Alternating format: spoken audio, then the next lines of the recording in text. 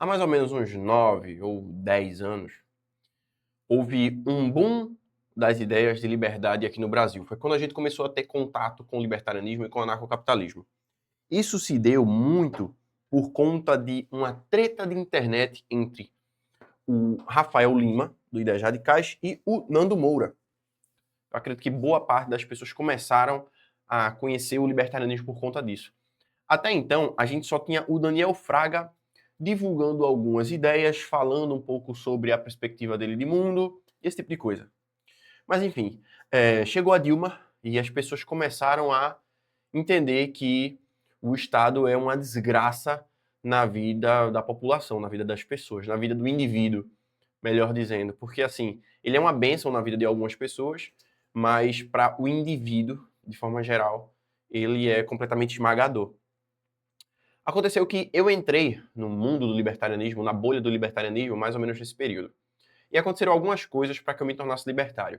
Eu fazia parte de um grupo chamado Novas Regras da Internet, nesse período que estava tendo a treta ali entre o Nando Moura e o Rafael Lima. Eu acompanhava o Nando Moura todos os dias, gostava muito das opiniões dele, e aí acabei caindo no conteúdo do Rafael Lima, do Ideias Radicais, e comecei a assistir aqueles vídeos ali para me informar.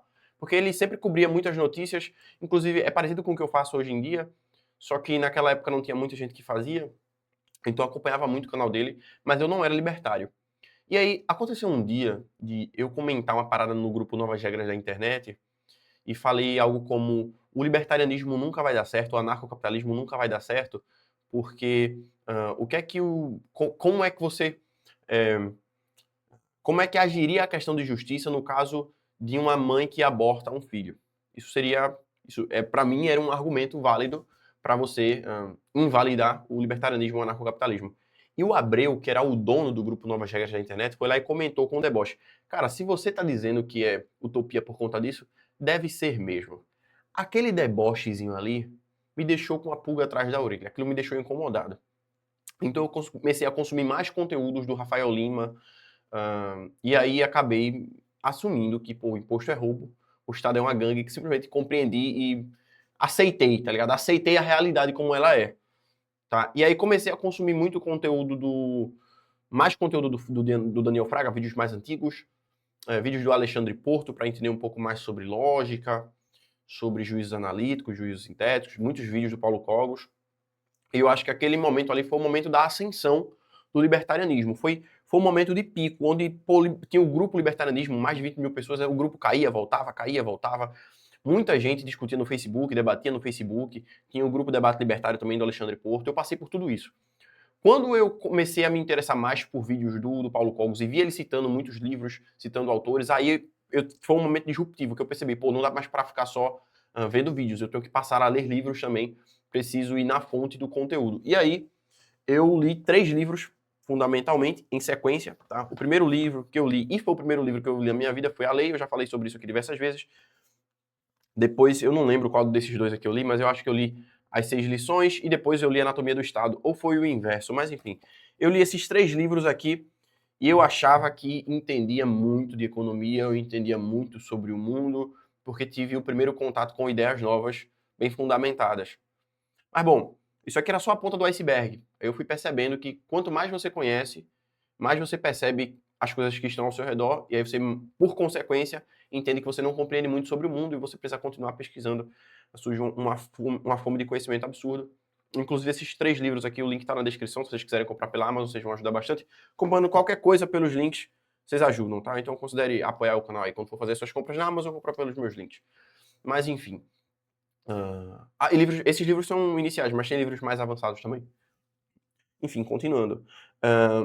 Depois disso, a gente começou a ver um declínio do libertarianismo, porque pessoas que eram representantes começaram a apoiar políticos ou começaram a se misturar com política. Tem até um vídeo antigo do Paulo Cogos dizendo que no dia que ele se candidatasse, alguma coisa podia, sei lá, dar um tiro nele, uma coisa assim. Se um dia eu tiver um câncer na cabeça e me candidatar, se um dia eu for possuído pelo demônio e me candidatar, vocês não votem em mim, vocês atirem em mim, antes que eu cometa mais pecados. E aí você começou a ter um declínio muito grande do libertarianismo, porque quando ocorre o gradualismo, que muita gente considera que é a inserção de libertários dentro do Estado para tentar diminuir o poder do Estado, ocorre o inverso, né? No final das contas, isso é o Estado se infiltrando no libertarianismo ou entrando no meio libertário para corromper o que há envolvido acerca de propriedade privada. Um grupo que deveria estar completamente separado, distante, acaba se misturando ali. E aí o gradualismo deixa de ser uma ideia de transformar o Estado gradualmente em algo menor e menos poderoso e se torna um gradiente. Um amigo meu, Henrique, que ele fala isso, que é o antigo Ancapor, que eu também conheci no grupo do Novas Regras da Internet. Inclusive, é uma amizade que eu tenho há mais de 10 anos e eu sou muito feliz, muito grato por ter uma amizade como a dele. A gente já debateu muito sobre essas questões e ele fala que o gradualismo é um gradiente entre o Estado e o libertarianismo. É quando as coisas começam a se confundir. E a gente chegou num ponto, hoje em dia, em que o presidente da Argentina dizendo: eu sou um anarcocapitalista. E aí, por mais que ele defenda a redução do Estado, esse tipo de coisa, me parece, inclusive pessoas me pedem para falar sobre o Milei, me parece só que é o Estado se contraindo um pouco, porque chegou na beira do colapso. O Estado argentino chegou na beira do colapso e se continuasse seguindo aquele caminho, colapsaria. Mas aí o Estado diz, tá, vamos reduzir um pouco aqui a parasitagem, bota um cara que não vai jogar o resto do país no abismo e vamos se contrair um pouco. Ele se contrai, mas depois ele vai voltar a se expandir, do mesmo jeito que aconteceu aqui em 2018, aqui no Brasil, né? 2018, o negócio estava para colapsar, bota o Bolsonaro no poder, o Bolsonaro sai do poder, a gente tá para colapsar de novo agora, provavelmente a gente vai passar por algum ponto de ruptura, ou eles vão aumentar muito mais o poder, ou o Estado vai fazer parecer que vai reduzir o poder. Isso eu tô falando do Estado como organismo, tá? Porque eu acho que tem pessoas que mandam no Estado. Mas aí você teve essa queda acontecendo nos últimos anos, porque as pessoas passaram a acreditar que dá para reduzir o Estado por dentro. E é uma pergunta que eu sempre fiz e eu sempre vou fazer para as pessoas que acreditam nisso. Vê só. Antes de argumentar, antes de bater cabeça, e não, dá pra gente diminuir o poder do Estado, pense o seguinte: o Estado é uma máquina feita para se expandir, tá? O Olavo de Carvalho dizia que o grande poder, aliás, o grande mal dos últimos séculos foi a expansão do Estado. Hoje em dia, um presidente tem mais poder do que um rei teve durante toda a história da humanidade, do que qualquer rei teve na história da humanidade. Hoje em dia eles controlam muito mais a nossa vida do que antes. Existem braços estatais para todos os lados, tem postos para todos os lados, tá tudo instrumentalizado pelo governo. Mas, veja bem, depois de você assumir que o Estado sempre tende à expansão, que o Estado sempre se alimenta de poder, que ele cresce, que ele inflaciona a moeda, que ele se torna mais violento, mais abusivo, mais agressivo com o tempo. Por que que você acredita que vai ter um vereador, um deputado que se diz libertário ou a favor de propriedade privada, vai entrar lá dentro e vai conseguir corromper a ideia original do Estado, que é ser o monopólio da justiça e da segurança, ou que vai reduzir o Estado? Note, se você compreende que o socialismo falha pela impossibilidade de cálculo econômico, se você sabe que o Estado não faz cálculo econômico nas coisas que ele opera, ele não pode ser eficiente.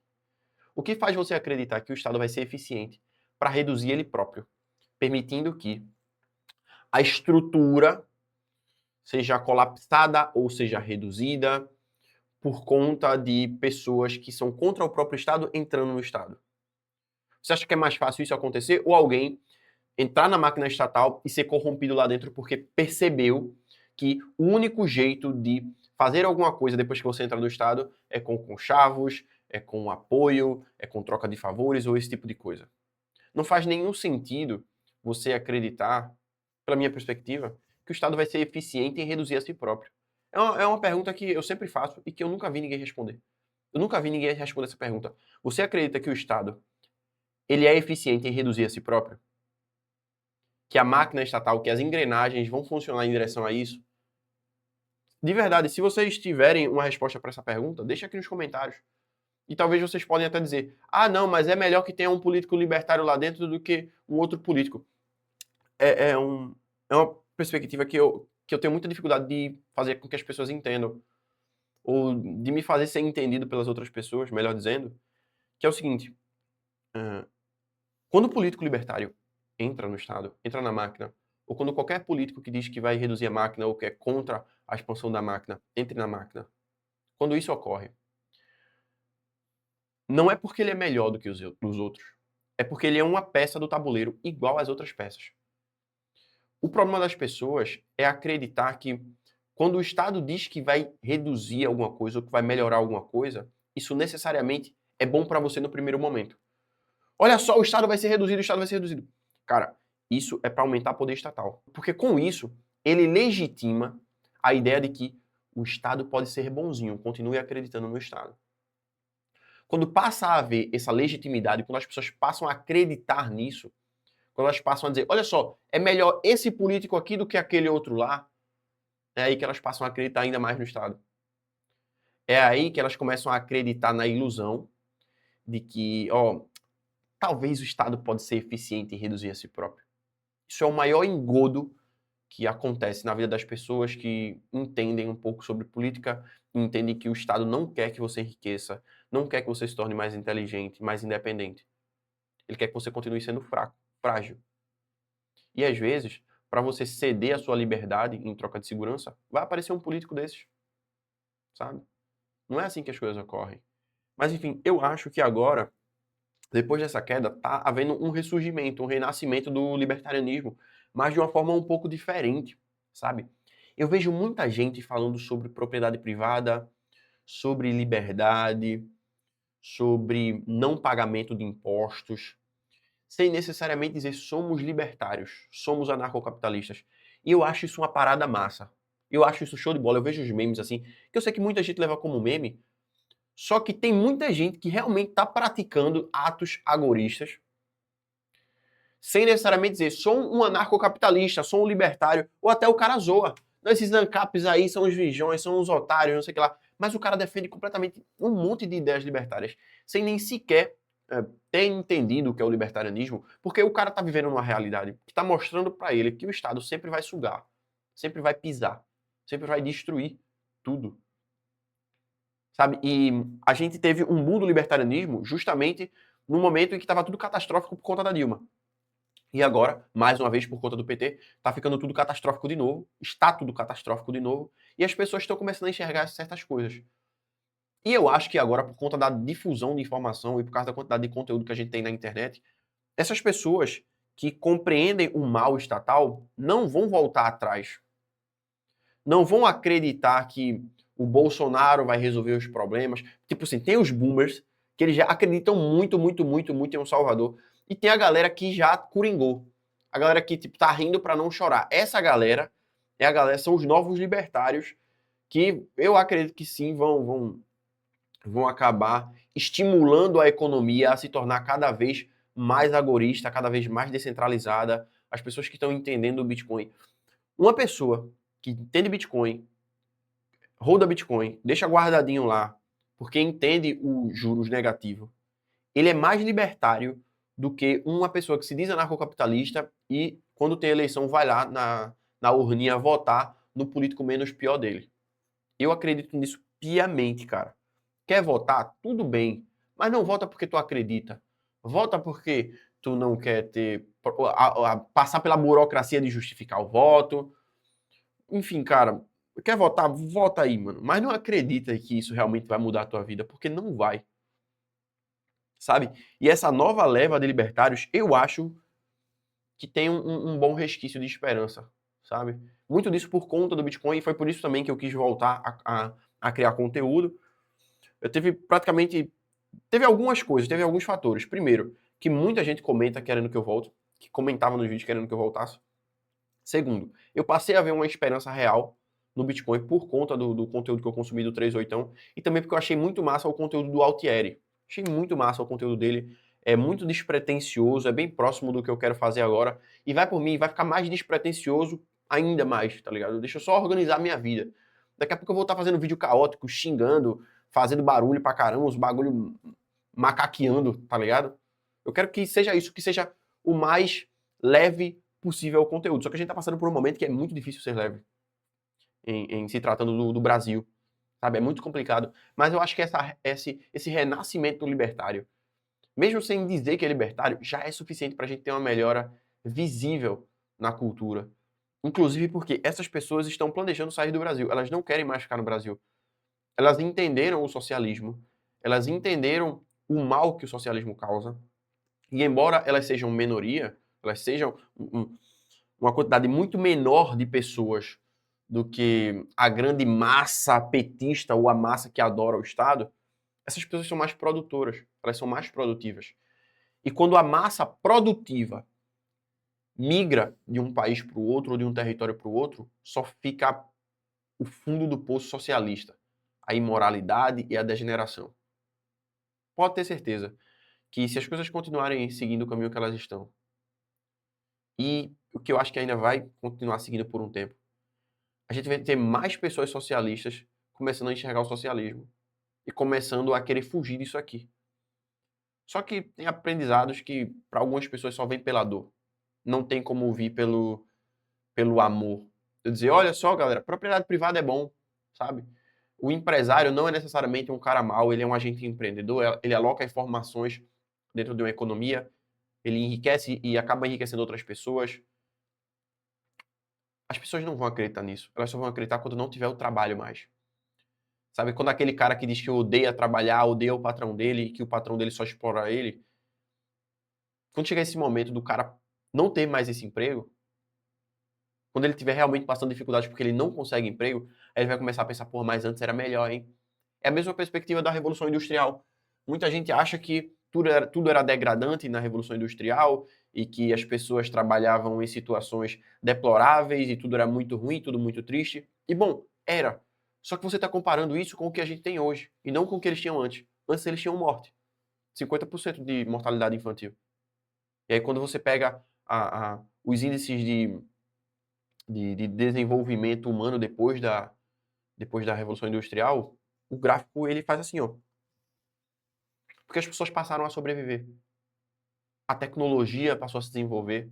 A humanidade começou a evoluir tecnologicamente a um nível onde hoje em dia a pessoa mais pobre que existe, uma pessoa, sei lá, a existência mais merda que existe, sei lá, um mendigo na rua, hoje em dia ele consegue ter mais acesso a coisas e a informações do que muita gente rica há 200, 300 anos atrás. Isso é uma coisa aparente. Sempre é uma comparação com o que a gente tem agora e nunca com o que era antes, onde as pessoas, tipo, tinham gripe e morriam. Onde a criança nascia e, sei lá, com 6 meses ela morria. Por quê? Porque era a normalidade. Enfim, é isso. Eu acho bom esse renascimento libertário que está ocorrendo. E eu acho que isso vai ocorrer de forma exponencial. Tem muita gente que está começando a ter raiva, e a raiva canalizada faz com que elas estudem, faz com que elas melhorem. Eu não acredito que isso vai acontecer na maioria dos brasileiros, não, não, não, não, não. Mas vai acontecer com uma quantidade significativa de pessoas que são produtivas e produtoras, e essas pessoas vão pular fora do Brasil e as coisas vão piorar. Vai ter uma migração de capital humano absurda aí nos próximos anos.